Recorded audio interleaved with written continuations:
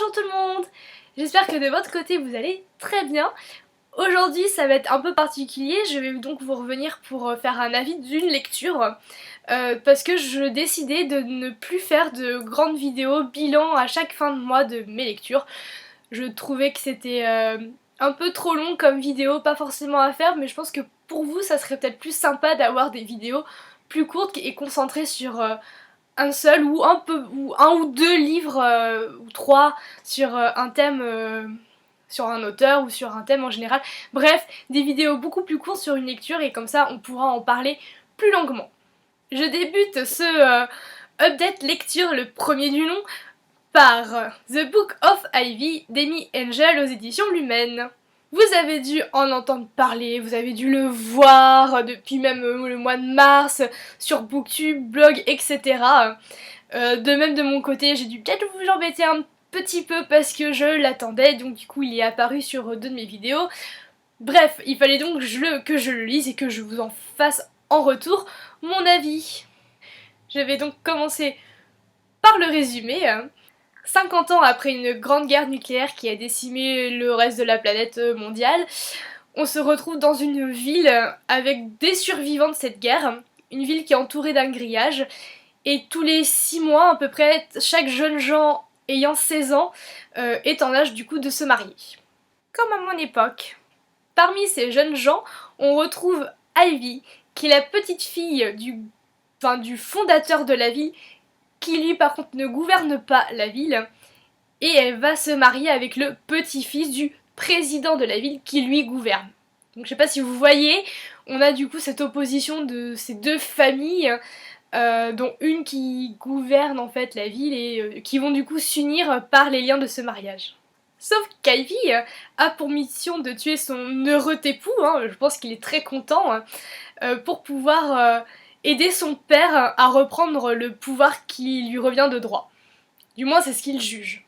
Elle-même a la conviction que le camp de son père pourrait régler les injustices qu'il y a en fait dans le gouvernement par le président et donc son beau-père.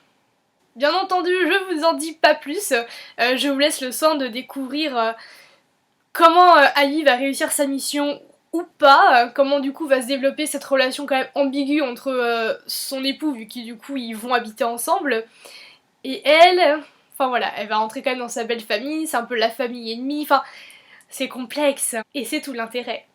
J'ai plutôt bien aimé ce premier tome, je dois avouer que la lecture est assez addictive, je l'ai lu en une journée donc c'est pour vous dire, parce qu'on veut savoir en fait tout simplement comment ça va se dérouler cette mission, est-ce qu'elle va le tuer, etc. Il y a une vraie progression de l'intrigue, ainsi que de la réflexion, notamment la réflexion de certains personnages, en particulier Ivy. C'est vrai que c'est un personnage qui est très attachant, même si je dois avouer qu'elle a un bon caractère et même carrément des caractéristiques qu'on retrouve dans les héroïnes de dystopie. Alors que son mari, il est beau, musclé, yeux verts, cheveux bruns en bataille. Ah, mon Bishop. Oui, il s'appelle Bishop. Alors soit, il a toutes les caractéristiques physiques stéréotypées du beau mec, il a tout. Alors, malgré sa belle plastique, oui, il est gentil, oui, il est intelligent et je pense que ça le sauve et que ça le rend intéressant. Mais il s'appelle Bishop.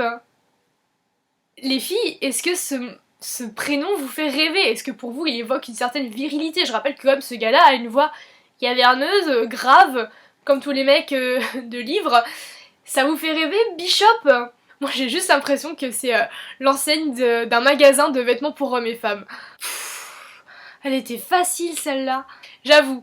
Autre point positif, je vais rejoindre l'avis général, c'est vrai que la dystopie, le monde de cette dystopie n'est pas étouffant, n'est pas prenant et surtout pas dans les premiers chapitres comme on peut le rencontrer dans d'autres dystopies sans forcément être une experte dans le genre, mais c'est mon ressenti quand j'en ai lu.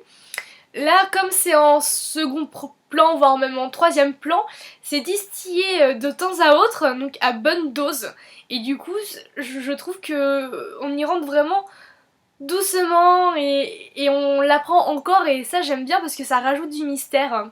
J'ai trouvé très sympa les clins d'œil à Roméo et Juliette. C'est ce qui a plus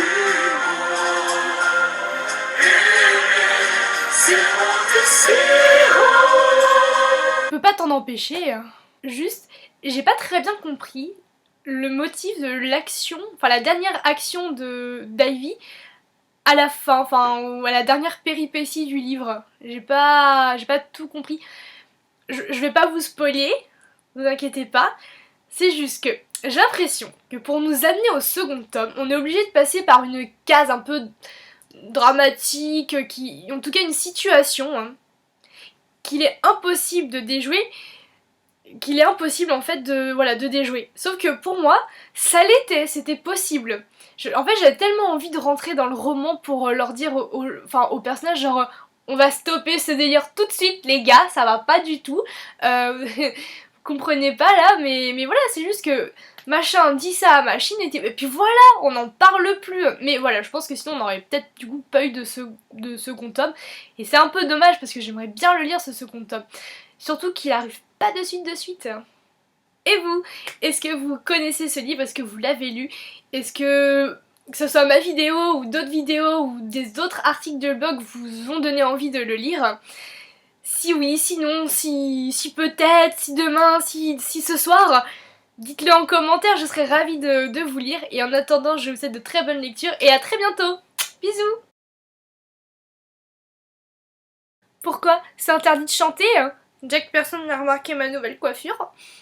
T'en dirais surtout que tu t'es pris un pétard dans la face, quoi. Mais si je me crois pas, t'as qu'à leur demander leur avis. Vous en pensez quoi, vous, de ma nouvelle coiffure?